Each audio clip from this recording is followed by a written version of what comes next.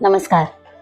मी हिरकणी चॅनलवर आपण विविध क्षेत्रातल्या स्त्रियांशी बोलत असतो आणि त्यांचा सक्सेस स्टोरी जाणून घेत असतो, करिअर जाणून घेत असतो, डॉक्टरांचे सल्ले घेत असतो, मेंटल हेल्थबद्दल बोलतो, पण विविध विषयांवरती बोलतो.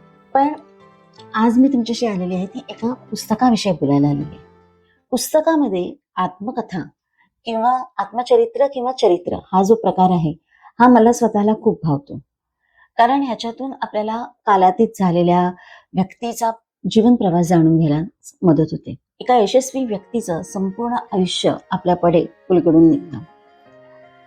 सक्सेसफुल माणसांच्या बाबत अनेकदा अनेक अफवा, अनेक दंतकथा या निर्माण झालेल्या असतात आणि आत्मचरित्रातून बऱ्याच वेळेला आपल्याला त्याचं सत्य जीवन काय आहे, त्या मागचं सत्य काय आहे हे समजतं. फिल्म इंडस्ट्री आपल्या सगळ्यांना भावते. एंटरटेनमेंटसाठी आपण फिल्म इंडस्ट्रीकडे बघतो. फिल्म इंडस्ट्रीमध्ये खूप सारे सिनेतारका, दिग्दर्शिका, अनेक स्त्रिया होऊन गेलेल्या आहेत. काही सिनेतारका मात्र या कालातीत आहेत. काही त्यांच्या सौंदर्यामुळे, काही त्यांच्या ऍक्टिंगमुळे, काही व्यक्तिमत्वामुळे, काही समाजकार्यामुळे, विविध कारणांनी आपण ह्या सिनेतारकांना विसरू शकत नाही. अशातलीच एक सिनेतारिका आहे नर्गिस. शशिकांत कणेकर यांनी हे लिहिलेलं नर्गिसचं चरित्र आहे. खूप अभ्यासपूर्वक असं हे चरित्र लिहिलेलं आहे. एखाद्या सिनेतारिकेचं चरित्र आपण का वाचावं, काय असणार आहे त्याच्यामध्ये, पिक्चरमधल्या स्टोरीज, हा पिक्चर कसा मिळाला, तो पिक्चर कसा मिळाला, याबद्दलची माहिती. नर्गिसचा जीवन प्रवास जर आपण बघितला तर तो साधारण 50 ते 55 वर्षापूर्वीची कथा आहे ती. त्या काळातली सिने सृष्टी वेगळी होती. स्त्रिया खूप कमी प्रमाणावरती सिनेसृष्टीत यायला सुरुवात झालेली होती. तो काळ आहे हा. आजचं जे झगमगतं सिनेसृष्टी दिसते ती तेव्हाही झगमगतीच होती, पण तरी सुद्धा तो काळ वेगळा होता. आणि ह्या पुस्तकाची सुरुवात ही नर्गिसच्या आजीपासून होते. एक 13 वर्षाची मुलगी जिचं जमीनदाराच्या मुलाबरोबर धूमधडाक्यात लग्न होतं आणि लग्नाची स्वप्न घेऊन जमीनदारीण म्हणून मिरवायला मिळणार या खुशीत असणारी ती 13 वर्षाची बालिका लग्नाच्या रात्री जमीनदार आणि त्याचा मुलगा गप्पा करत बसलेले असताना अचानकपणे दरोडेखोर हमला करतात आणि वडील दोघेही पळून जातात, पण वडिलांना लपायला जागा मिळते आणि मुलाला मिळत नाही. दरोडेखोर मुलाचे तुकडे तुकडे करतात, लुटालूट करतात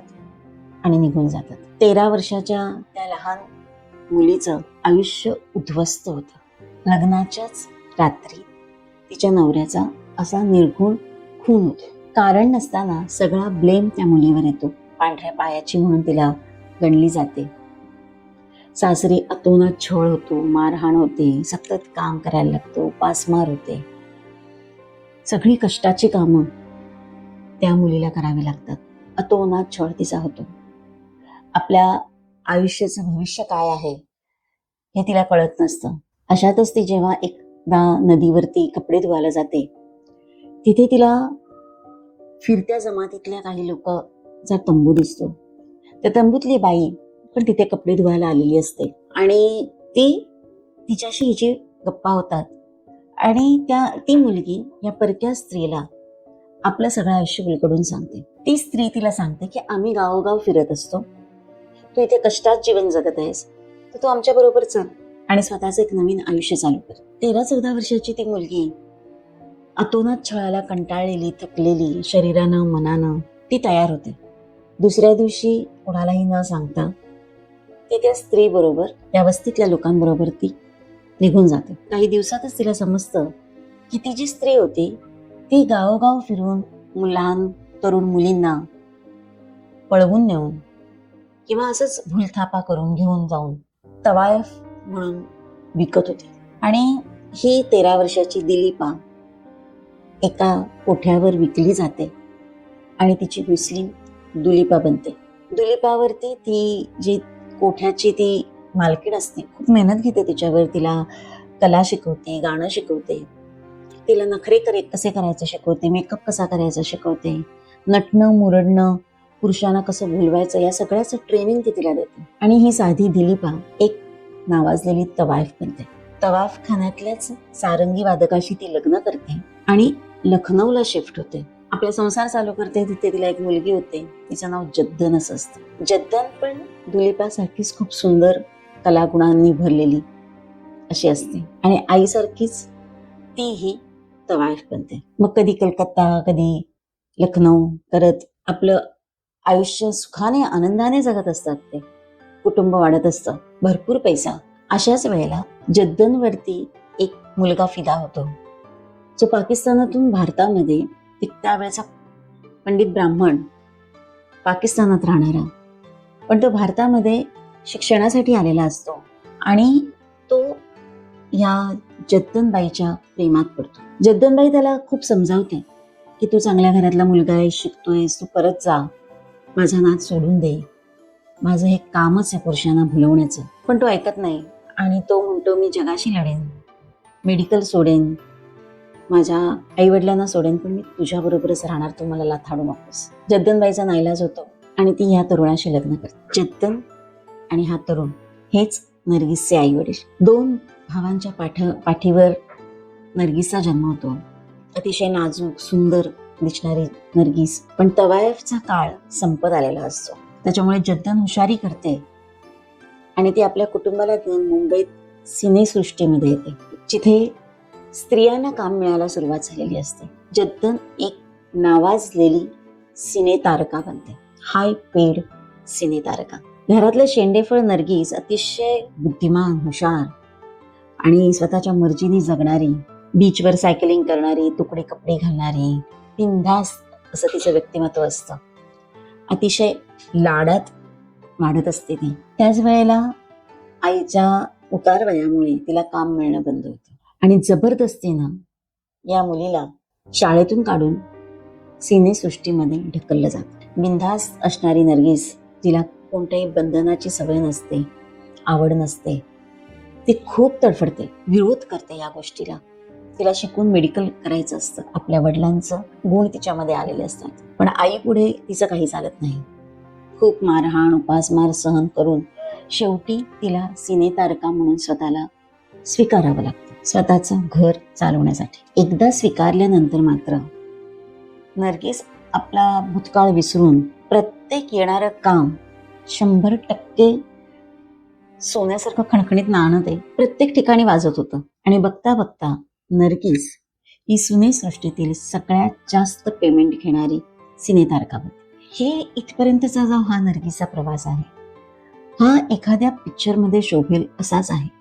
अनेक जुन्या पिक्चरमध्ये आपण तवायफच्या स्टोरी बघितलेल्या आहेत आणि हे खूप प्रमाणात त्या काळात घडत होतं. आणि नर्गिसच्या आजीची ही सत्यकथा. कितीही श्रीमंती आली, कितीही मान मरातब पैसा मिळाला, तरी मूळचा स्वभाव माणसाचा जात नाही. त्याप्रमाणे एक अतिशय सृजनशील, हळवं मन असणारी नर्गिस, आई वडील पाठोपाठ जातात आणि भाऊ खूप छळ करतात पैशासाठी, तरी ती आपल्या भासरंगांवरही खूप प्रेम करते. प्रेम हा तिच्यामध्ये भरभरून भरलेलं असं होतं, ते कधी आटलं नाही. अनेकांवर तिने वेगवेगळ्या प्रकारे प्रेम केलं, अनेक सिनेतारकांना तिने मदत केली, कामगारांना मदत केली आणि सगळ्यांच्या मनातली ती राणी झाली. एक अतिशय वेगळं व्यक्तिमत्व आहे नर्गिस आहे. पुढे या पुस्तकामध्ये नर्गिसचा सगळा जीवन प्रवास आहे. राज कपूर तिच्या आयुष्यात कधी आले, राज कपूरचं फसवं आणि खोटं प्रेम, प्रेमाचा बुरखा तिने कसा फाडला, कशी ती तिथून बाहेर पडली आणि पुढे पुन्हा स्वतःच्या हिमतीवर तिने आयुष्य स्वतःचं कसं घडवलं. निडर, बिनधास, स्वतःवरती विश्वास असणारं आणि प्रेमाने उथंबून भरलेलं असं हे व्यक्तिमत्व आहे. ती भारताची मदर इंडिया हा तिचा पिक्चर, भारताचा पहिला पिक्चर जो ऑस्करसाठी नामांकित झाला. इंटरनॅशनली बेस्ट ॲक्ट्रेस म्हणून अवॉर्ड मिळवणारी नर्गिस ही पहिली भारतीय ॲक्ट्रेस होती. अनेक मान मरातब तिला मिळाले. सुनील दत्त तिच्या आयुष्यात कसे आले, अशी छोटीशी एक स्टोरी तर सगळ्यांना माहितीच आहे, पण विस्तृत जितकी आपल्याला माहिती आहे त्याच्यापेक्षा जास्त सखोल आणि खरी स्टोरी.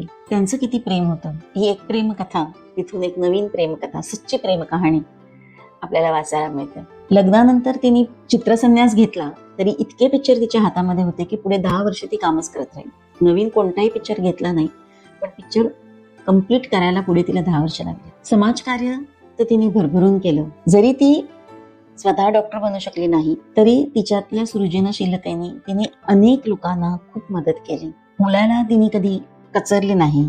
कधी कधी वाद स्वतःवर ओढवून घेतले, पण त्याबद्दल रिग्रेट तिने केला नाही.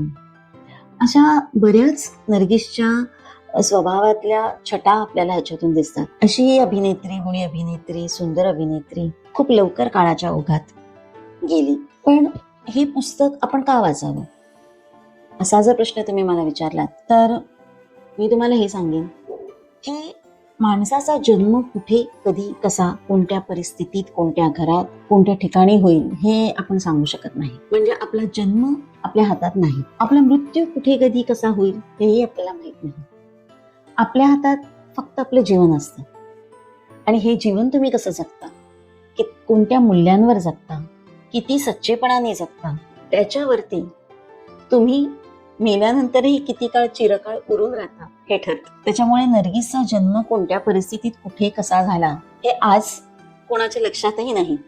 लक्षात आहे ते तिने सिनेसृष्टीला दिलेलं योगदान आणि केलेलं समाजकार्य. मिसेस दत्त म्हणून तिने उभी केलेली स्वतःची प्रतिभा आज इतके वर्षानंतर सुद्धा अतिशय मानाने आणि सन्मानाने तिचं नाव घेतलं जातं. आणि हा मान, सन्मान तिला कसा मिळाला, किती कठीण आयुष्य ती जगली आणि मरावे परी कीर्ती रूपे उरावे हे समर्थांचं वाक्य तिच्या जीवनाला किती लागू पडतं हे जाणून घेण्यासाठी हे पुस्तक जरूर वाचलं पाहिजे. तुम्ही हे पुस्तक जर कधी वाचलं असेल, आधी वाचलं असेल किंवा, तर मला कमेंट करून सांगा की तुम्हाला हे पुस्तक कसं वाटलं. जरूर वाचा. या पुस्तकाची ऑनलाईन लिंक मी तुम्हाला ॲमेझॉन खालती देईन डिस्क्रिप्शनमध्ये. जरूर हे पुस्तक विकत घ्या. पण जो डोक्यावर आपण मुकुट घालतो ना, राजकन्येचा मुकुट, हा किती काटेरी असतो, ते जीवन किती कठीण असतं. आपल्याला गुलाबाचं फूल खूप आवडतं, पण त्या गुलाबाला खाली किती काटे असतात, त्यांनी काय काय सहन करत ते स्वतःला फुलवत असतं. तसं नर्गिसचं आयुष्य आहे. तुम्हाला हा एपिसोड कसा वाटला ते मला जरूर सांगा. अशाच काही विविध आत्मकथा, आत्मचरित्र, चरित्र तुमच्यापर्यंत घेऊन येण्याचा, काही वाचनीय पुस्तकं वेगवेगळ्या विषयांवरची सुद्धा घेऊन येण्याचा एक प्रयत्न आहे. हा प्रयत्न कसा वाटला तेही मला जरूर कळवा. नमस्कार.